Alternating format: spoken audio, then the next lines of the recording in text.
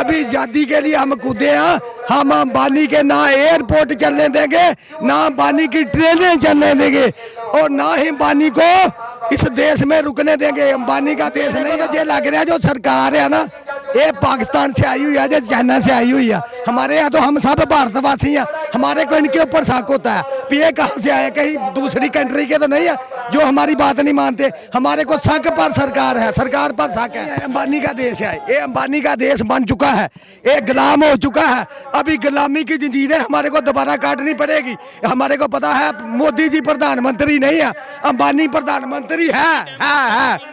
अंबानी ही प्रधानमंत्री है हमारा, मोदी प्रधानमंत्री नहीं है। मोदी को अंग्रेजों से गुलाम हुआ, अभी तीसरी बार अंबानी गुलाम करने जा रहा है हमारे देश को। हमारे देश का वासी ही हमारे देश को गुलाम करने जा रहा है। और ये हमारी तीसरी आज़ादी है, ये हमारी तीसरी आज़ादी है। अभी आज़ादी के लिए हम कूदे हैं। हम अंबानी के ना एयरपोर्ट चलने देंगे, ना अंबानी की ट्रेनें चलने देंगे, और ना ही अंबानी को इस देश में रुकने देंगे। अंबानी का देश नहीं है, एक किसानों का देश है, एक जवानों का देश है, जवानों और किसानों का देश है। जवानों और किसानों का देश रहेगा, और ये भारत देश है, ना कि एयरपोर्ट अंबानी, ट्रेन अंबानी। ये ना ट्रेन अंबानी रहेगी, ना एयरपोर्ट अंबानी होंगे। एक कानून रद्द करा के रहेंगे, और इनको माफी मांगनी पड़ेगी सरकार को। मंत्री ये कह रहे हैं कि जो आप लोग प्रदर्शन कर रहे हैं इसमें चीन और पाकिस्तान से कुछ इस तरह का हाथ रखा जा रहा है। मेरे को तो ये लग रहा है जो सरकार है ना, ये पाकिस्तान से आई हुई है, जो चाइना से आई हुई है। हमारे यहाँ तो हम सब भारतवासी हैं, हमारे को इनके ऊपर शक होता है कि ये कहाँ से आए, कहीं दूसरी कंट्री के तो नहीं है जो हमारी बात नहीं मानते। हमारे को शक पर सरकार है, सरकार पर शक है।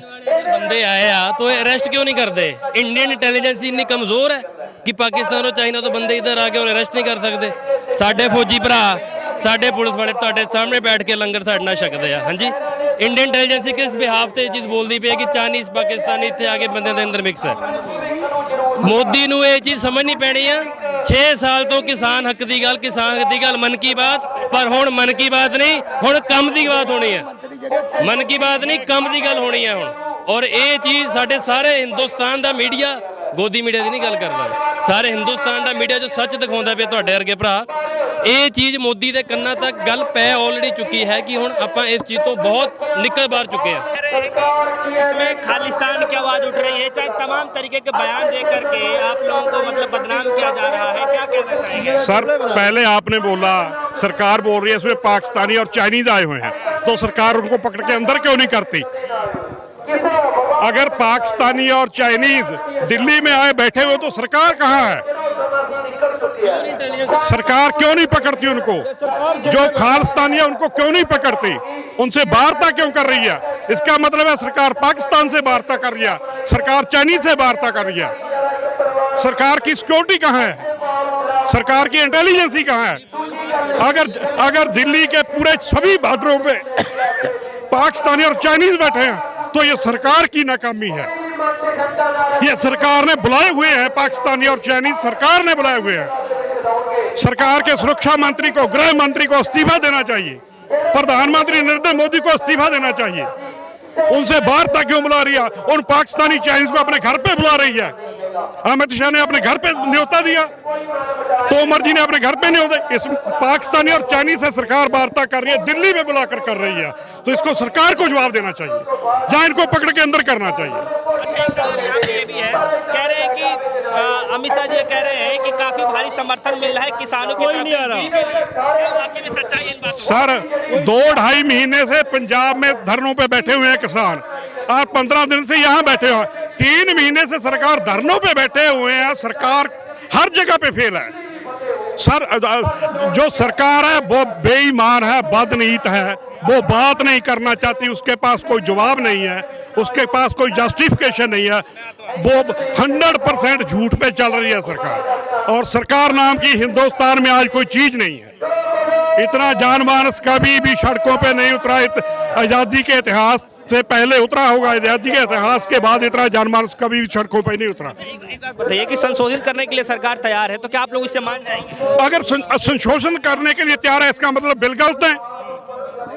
किसी ने कोई चीज मांगी नहीं, मैंने आपसे कुछ चीज मांगी ही नहीं। आप मुझे धक्के में मेरे गीजे में डाले जा रहे हो, तो मैंने तो लेना नहीं है। चाइना के साथ फ्रंट खुला हुआ है, बांग्लादेश की जीडीपी जिसको हमने याद करवाया 1972 में, बांग्लादेश की जीडीपी हमारे से ऊपर चली गई। हम कहाँ जा रहे हैं? जितने हमारे पब्लिक सेक्टर के जितने भी आज तक 70 साल में जो बने थे, जो पीएसयू सभी बेच डाले। 28 बैंकों से 16 बैंक रह गई। रेल बेच दी, सेल बेच दी, क्या छोड़ा है? वार्तालाप हुए जा रहे हैं, लेकिन जो समस्या का समाधान वो निकल नहीं पा रहा है। ऐसी स्थिति में एक आखिरी वार्तालाप के लिए बोला जा रहा है, अगर उसमें आप लोगों के पक्ष में नहीं आता है, फिर कैसे लड़ाई चलेगी? सरकार वार्तालाप करना चाहती, उसको खत्म करना चाहती, पहले ही वार्तालाप में खत्म हो जाता है। भाई हम किसने कानून मांगा? ये मांगा है किसानों ने कानून, किसी जथेबंदी ने मांगा है? किसान मांग रहे हैं स्वामीनाथन रिपोर्ट की उसका लागू करना मांग रहे हैं, सरकार दे रही है तो उनको कारपोरेट के हवाले करने जा रही है। किसान तो फिर भी बच जाएगा, किसान की 1800 रुपए किलो वाली 1500 ले लेंगे, कोई बात नहीं, लेकिन कंज्यूमर को 100-150 रुपए से कम नहीं मिलेगी। ये सबसे ज्यादा यहाँ कंज्यूमर मरेगा, मजदूर मरेगा, छोटा दुकानदार मरेगा। सबसे पहले कंज्यूमर मरने जा रहा है। ये किसानों का आंदोलन कंज्यूमर का है, आंदोलन पूरे देश का है, आंदोलन छोटे व्यापारी का है, छोटे दुकानदार का है, लेकिन लड़ रहे हैं किसान। इनको धन्यवाद करना चाहिए किसानों का। तो क्या ये लड़ाई जो है ये तभी खत्म होगी जब पूरी तरीके से वापस होगा? तीनों कानून वापस लेने पड़ेंगे, सरकार को देहांतदारी से आना पड़ेगा, सरकार को मानना पड़ेगा कि हमारी प्रजा है। अगर सरकार मानेगी ये पाकिस्तानी है, चाइनी है, तो कैसे हल होगा? आप बताइए कैसे हल होगा? तो फिर ये तो अमित शाह को इस्तीफा देना चाहिए। फिर अगर वो होम मिनिस्टर है और जहाँ कोई फंडिंग कर रहा है, कोई चाइना से कर रहा है, कोई किसी ये किसकी ने किया जी? ये तो अमित शाह को इस्तीफा देना चाहिए। अगर हम किसानों की बात करके खालिस्तानी हमें बोलते हैं तो बोले, हम गाल में पट्टा डाल लेंगे, फिर क्या करेंगे जी?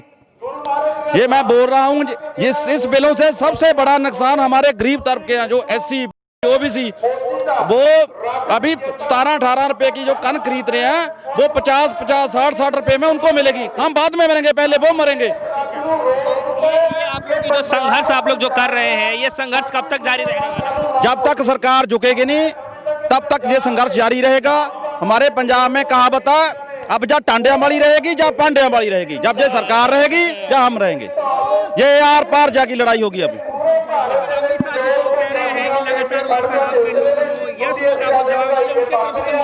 अमित शाह जो 5 मिनट किसी के बात सुनने के लिए पहले प्रोटेस्ट हुआ, जो NRC के लिए था, किसी ने टाइम दिया था, वो हमारे जो बुजुर्ग हमारे किसान यूनियन के नेता जाते हैं, उनको गेट पर लेने जाता है और गेट तक छोड़ने जाता है। सरकार की जो पाँव हैं वो गर्म हो चुके हैं, अभी इसको आग बलने की बाकी है बस।